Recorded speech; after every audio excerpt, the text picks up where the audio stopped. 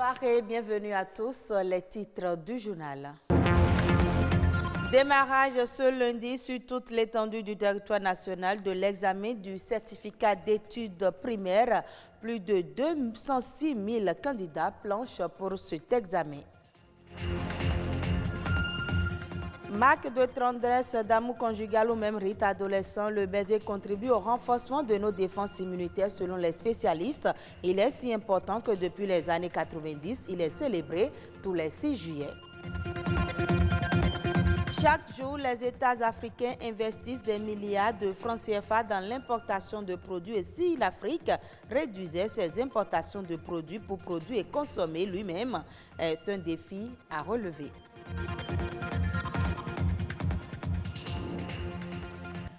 L'examen du certificat d'études primaires a démarré ce lundi matin sur toute l'étendue du territoire national. Au total, plus de 206 000 candidats vont essayer de décrocher le premier diplôme scolaire. Une équipe de notre rédaction s'est rendue dans quelques centres de Cotonou pour constater le démarrage. Voici le reportage de Daniel Sosa et Rodrigue Babagbeto. C'est l'évaluation qui continue. Rassurer les élèves avant le lancement des épreuves. C'est l'une des tâches auxquelles s'attelle Antoinette dans chaque salle de classe ce premier jour de l'examen du certificat d'études primaires CEP. Une composition qui se déroule sur fond de Covid-19 et ici, toutes les mesures sont prises pour assurer une bonne composition aux candidats. Les dispositifs de lavage de mains, tout est là, pourvu d'eau et de savon. L'État a mis à notre disposition des gels. Chaque salle a eu son flacon de gel. Les enfants, tous autant qu'ils sont, ils ont déjà eu ça dans la paume de la main. Ils se sont frottés les mains avec. Il y a 300 candidats dans mon centre, dont 150 filles et 150 garçons. Un effectif réparti dans 11 classes, 3 salles de 28 candidats et 8 autres de 27, ici à l'école primaire publique Siké Sud. Les élèves sont rassurés de la sécurité de leurs épreuves. À 8h30, le top est lancé. Les enfants démarrent par l'épreuve de lecture. Pendant ce temps, certains parents attendent patiemment à l'extérieur, composant eux avec des prières. C'est le cas de cette directrice d'établissement ayant elle-même conduit ses 18 candidats à leur centre. Je suis venue raccompagner mes enfants à l'examen du CEP 2020. Je prie le Seigneur que l'Esprit Saint les aide à bien travailler et venir à leur contrôle. Que le Seigneur soit leur protecteur et les garde comme la prunelle de son œil. Tout comme cette fondée, Pierrette a conduit son enfant au complexe scolaire de Kadjeon ce lundi matin. Pour chaque jour que va durer l'examen, pas question de s'en aller avant la sortie de sa fille. Ma fille de 7 heures. 7h30, pas 8 heures. Là, il grandit. Elle a vu la bénédiction cachée. Et là, la chose bien sale. Elle a fait quoi avec elle? Elle a blanc de bleu. Elle a mangé bleu. Elle a mangé bleu. À l'intérieur, 124 garçons et 132 filles composent en lecture pour une durée d'1h15. Aucun incident n'est à signaler. Les enfants sont venus à l'heure, les surveillants également à 8h30. On a démarré. Il y a seulement 2 absents. Tout ce que la DEC a donné comme instruction, les instructions ont été respectées, et si bien que le déroulement a commencé dans les normes. Pas d'inquiétude à ce niveau-là. L'examen du certificat d'études primaires est prévu pour durer 4 jours et se déroule dans 746 centres sur toute l'étendue du territoire national. Il prend fin le 9 juillet prochain. Ce 6 juillet est la journée internationale du baiser, une journée pour se faire des bisous et célébrer les vertus du baiser. Il ne passe pas 2 jours sans que beaucoup d'entre nous n'offrent ce geste d'affection et d'amour à nos proches et personnes intimes. Malheureusement, le coronavirus est venu bouleverser nos habitudes. Quels sont les bienfaits du baiser? La réponse dans cet élément réalisé par Patrick Adjagbodjou. Je chante un baiser osé, sur mes lèvres déposées French kiss ou baiser d'esquimau, tendre ou passionnel, peu importe, fictif ou langoureux, à chacun sa définition du parfait baiser. Toi qui as mis sur ma langue ta langue amie. Même si le baiser n'a pas la même signification aux quatre coins de la planète, il est une marque d'affection ou d'amour. Le 6 juillet de chaque année, le baiser est à l'honneur, et ce depuis les années 90. Sur la joue, les lèvres, dans le cou, voire sur les cils, le baiser n'est pas sans impact. Un baiser nécessite l'action de 30 muscles du visage, et en s'embrassant, on perd entre 2 et 6 calories par minute. Derrière la passion, le baiser permet de réduire le stress. Après un baiser, vous vous sentez relâché. Le baiser peut aussi réduire les symptômes des allergies. Il accroît le désir sexuel, développe l'estime de soi. Bien plus qu'une marque d'amour, le baiser est aussi bon pour la santé.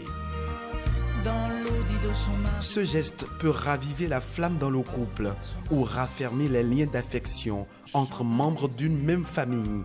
S'embrasser fait partie des moyens les plus sûrs de consolider les relations auxquelles l'on tient. Mais attention, par ces temps de coronavirus, le baiser, malgré ses bienfaits, est totalement déconseillé. Je l'annonçais dans les titres, l'Afrique doit relever de nombreux défis. Le continent doit pouvoir proposer et consommer ses propres produits. Son essor en dépend, mais c'est également une question d'ordre culturel. Adama Kounou est entrepreneur africain, il nous en parle. Le consommant local, c'est cultiver local, transformer sur place, consommer ici. Voilà, quand on dit local, c'est toute l'Afrique, c'est le Bénin, c'est le Togo, c'est le Congo, c'est l'Afrique du Sud, c'est le Maroc, tout ça là, on appelle ça local, c'est l'Afrique. Le consommant local rencontre de gros défis. Le premier est culturel, parce que depuis des décennies, depuis nos indépendances, les colons, le blanc nous a formatés à ne croire qu'aux produits qui viennent de l'extérieur. Donc aujourd'hui, dans nos pharmacies, dans nos supermarchés, nos boutiques sont remplies donc de produits qui ne viennent que de l'extérieur. Et c'est seulement cela que nous croyons. Vous ne pouvez acheter un produit et le consommer que quand vous croyez en ce produit, quand vous avez confiance en ce produit. Donc, et le consommant local a un problème de confiance.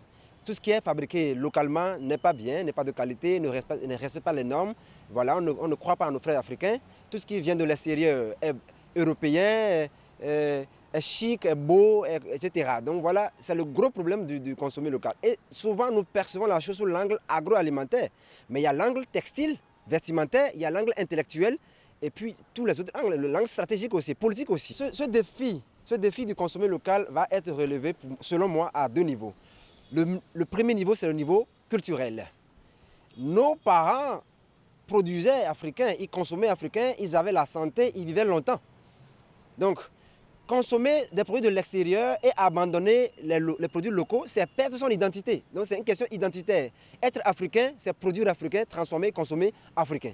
Donc nous voulons être nous-mêmes simplement. La deuxième problématique, c'est une problématique économique.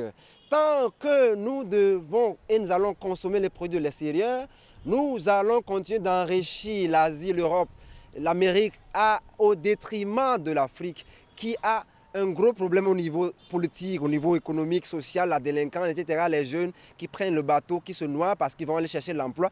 Donc quand nous nous mettons à consommer, nous allons donner la chance aux entrepreneurs africains de trouver un marché pour leurs produits. Nous allons donner la chance aux entrepreneurs de grandir, donc de consommer la main-d'œuvre locale et de générer des ressources pour permettre à ce que nos pays deviennent indépendants. Voilà donc les raisons principales pour lesquelles il faudra revenir au consommer local. Suivons à présent la Nation en bref. C'est une compilation des faits marquants de l'actualité nationale réalisée par Omolade Sani.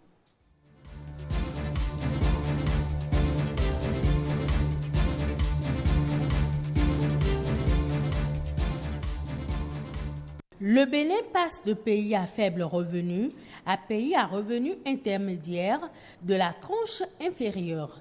Selon la Banque mondiale, le changement de cap au niveau du Bénin s'explique par une évolution nette des deux facteurs qui déterminent cette classification, notamment le revenu national brut par habitant.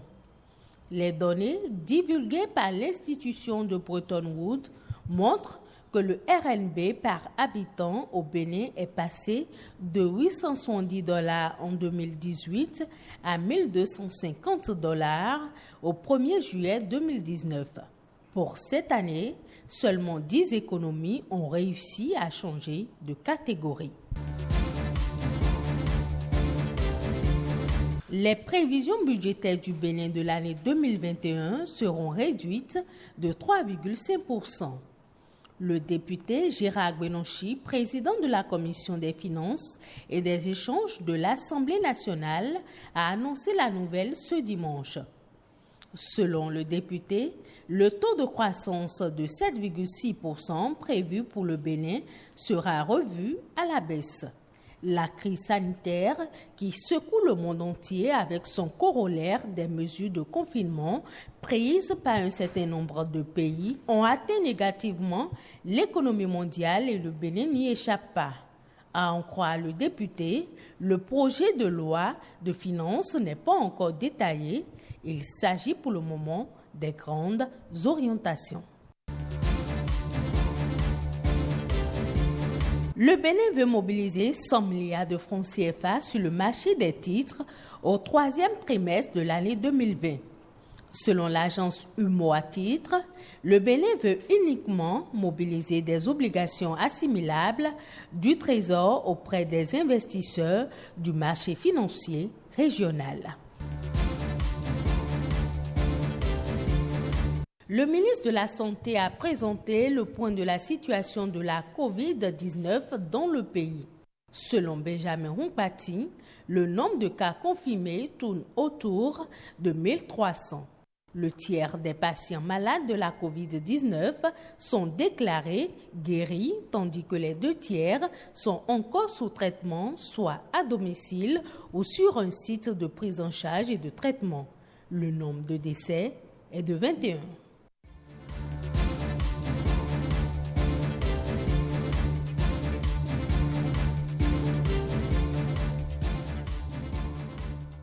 Le Togo vient d'être une nouvelle fois récompensé à l'échelle internationale pour sa politique d'engagement et de promotion en faveur des énergies renouvelables.